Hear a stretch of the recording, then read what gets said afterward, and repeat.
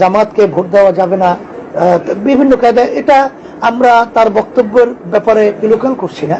তবে ভোট কাকে দেওয়া যাবে এটাও তার পরিষ্কার করা দরকার।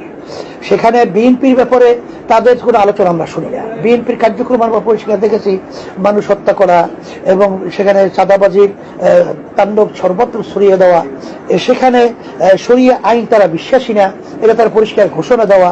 এরপরে তারা মৌলবাদীর অভয়ারণ্য বাংলাদেশে না হয় এ ব্যাপারে তাদের পরিষ্কার তারেক রহমান ঘোষণা দিয়েছে। এবার ইসলাম পন্থাদের শক্তি উত্থান এরা তারা সহ্য করতে পারে না, এ ব্যাপারেও তো আলোচনা করা উচিত। এবং ইসলামের পক্ষে বিতর্কের বাহিরে যে ইসলামী দলগুলো আছে তাদেরকে একত্রিত হইয়া ইসলামের পক্ষে ভোট দেওয়ার ব্যাপারে এই আহ্বান তো মুরব্বীদের থেকে থাকা উচিত।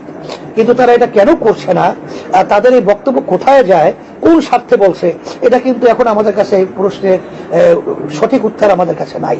এই জন্য মুরব্বীদেরকে বলবো এবং যারা এই কথা বলছেন 5ই আগস্টের পরে